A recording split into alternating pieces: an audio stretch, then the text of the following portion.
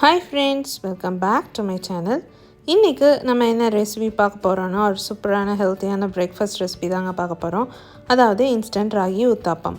நமக்கு தோசை மாவு இல்லைங்கிற கவலையே வேண்டாங்க. குயிக் அண்ட் ஈஸியாக வந்து இந்த உத்தாப்பம் செஞ்சிடலாம். இது ரொம்ப ஹெல்த்தியான ரெசிபி. டயபெட்டிக் பேஷண்ட்ஸ் அப்புறம் வெயிட் லாஸ் பண்ணுறவங்க கண்டிப்பாக இந்த ரெசிபியை நீங்களும் உங்கள் வீட்டில் ட்ரை பண்ணி பாருங்கள். அதுக்கு முன்னாடி என் சேனலை யாரும் சப்ஸ்கிரைப் பண்ணலைன்னா கைண்ட்லி சப்ஸ்கிரைப் பண்ணிக்கோங்க. இப்போ வாங்க நம்ம இந்த ரெசிபி எப்படி செய்யலான்னு பார்க்கலாம். அதுக்கு ஒரு அரை கப் வந்து அவல் எடுத்துக்கோங்க. அவலை வந்து நல்லா தண்ணியில் வாஷ் பண்ணி எடுத்துக்கோங்க. தண்ணி ஊற்றி நல்லா வாஷ் பண்ணி எடுத்துக்கோங்க. அந்த வாஷ் பண்ண அவலை வந்து இப்போது நீங்கள் மிக்ஸி ஜாரில் ஆட் பண்ணிக்கோங்க.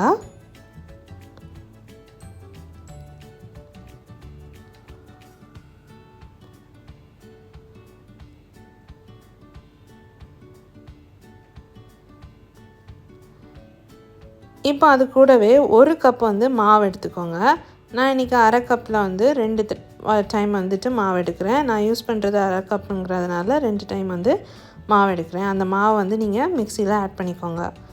மொத்தமாக ஒரு கப் வந்து ராகி மாவு எடுத்துக்கோங்க.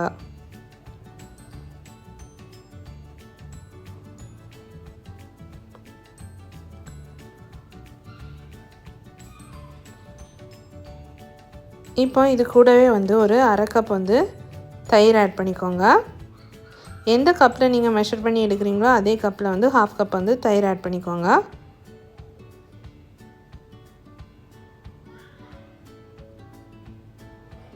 தேவையான அளவு உப்பு சேர்த்துக்கோங்க. சேர்த்து எல்லாத்தையும் மிக்சியில் அரைச்சிக்கோங்க. அப்புறமா தேவையான அளவு தண்ணி ஊற்றி அகைன் வந்து அரைச்சிக்கோங்க.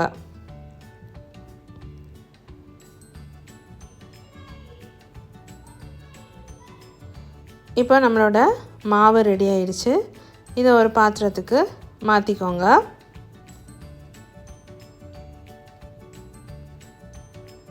இந்த அளவுக்கு ஃப்ளோயிங் கன்சிஸ்டன்சியில் இருக்கணும்.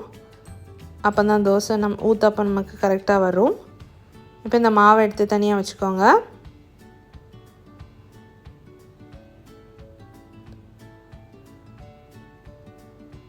நெக்ஸ்ட் வந்து இந்த ஊத்தாப்பத்துக்கு நம்ம சூப்பரான ஒரு மின்ட் சட்னி செய்திடலாம்.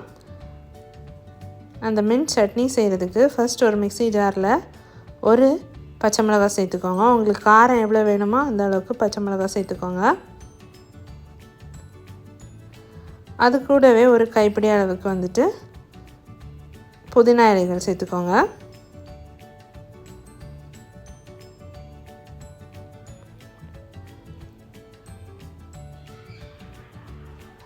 இது கூடவே 2 பல்லு பூண்டை வந்துட்டு ஸ்ப்ளிட் பண்ணி சேர்த்துக்கோங்க.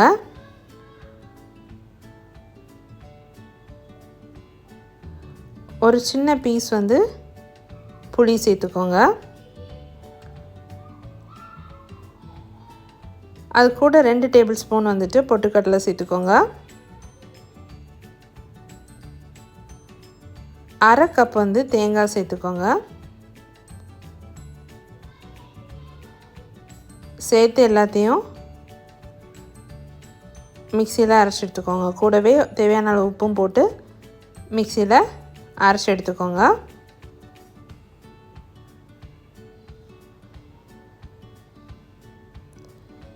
இப்படியே அரைச்சி எடுத்துக்கோங்க.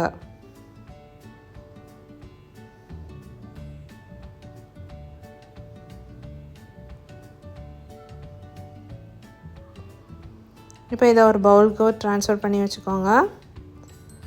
இதை நம்ம தாளிச்சிடலாம். அதுக்கு வந்துட்டு ஒரு டேபிள் ஸ்பூன் எண்ணெய் ஆட் பண்ணிக்கோங்க. அதில் ஒரு காஞ்ச மிளகாய் சேர்த்துக்கோங்க.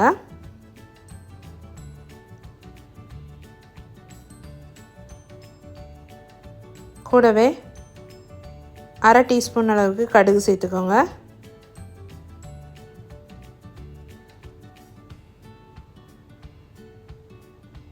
ஃபைனலாக இதில்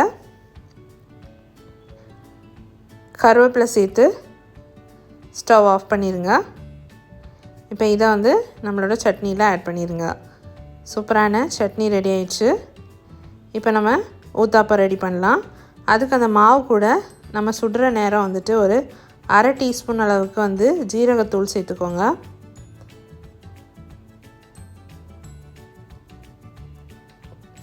கொஞ்சமாக பச்சை மிளகாய் சேர்த்துக்கோங்க. சேர்த்து நல்லா மிக்ஸ் பண்ணிக்கோங்க.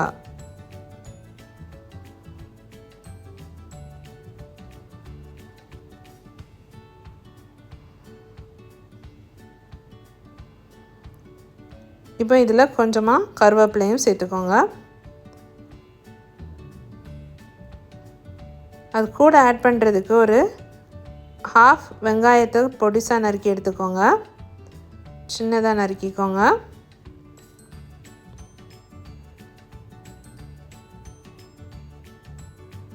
அது கூடவே ஒரு சின்ன பீஸ் இஞ்சியையும் பொடிசாக நறுக்கி எடுத்துக்கோங்க.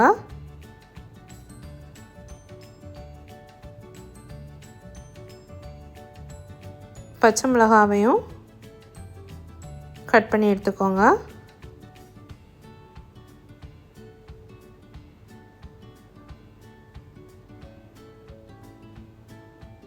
தக்காளியிலேருந்து சீடெல்லாம் எடுத்துகிட்டு அதையும் ஸ்மால் பீசஸாக வந்து கட் பண்ணி எடுத்துக்கோங்க. கொஞ்சமாக மல்லித்தலையும் பொடிசாக நறுக்கி வச்சுக்கோங்க. இப்போ தோசைக்கல்லை நல்லா சூடு பண்ணிக்கோங்க. சூடு பண்ணிவிட்டு இந்த மாவை கொஞ்சமாக ஊற்றி ஸ்ப்ரெட் பண்ணிக்கோங்க.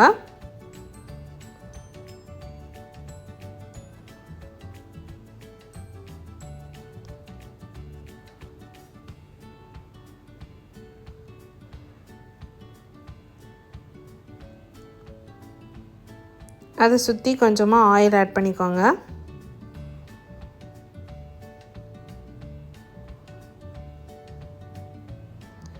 இப்போ நம்ம அதில் கட் பண்ணி வச்சுருக்க எல்லாத்தையும் ஆட் பண்ணிக்கலாம். இப்படி மேலே நல்லா ஸ்ப்ரெட் பண்ணி விட்டுருங்க.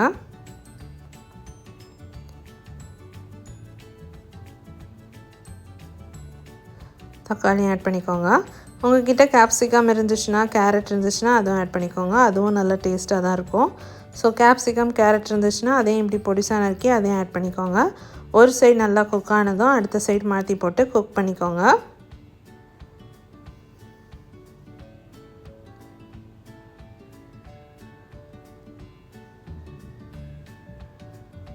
கொஞ்சமாக எண்ணெய் ஆட் பண்ணிக்கோங்க. இப்போ நம்மளோட ஊத்தாப்பம் ரெடி ஆயிடுச்சு. ரொம்ப சிம்பிளாக இன்ஸ்டண்ட்டாக நம்ம செஞ்சிடலாம். தோசை மாவு இல்லைங்கிற கவலையே வேண்டாம். டக்குன்னு வந்து இந்த ஊத்தாப்பம் ரெடி பண்ணிடலாம்.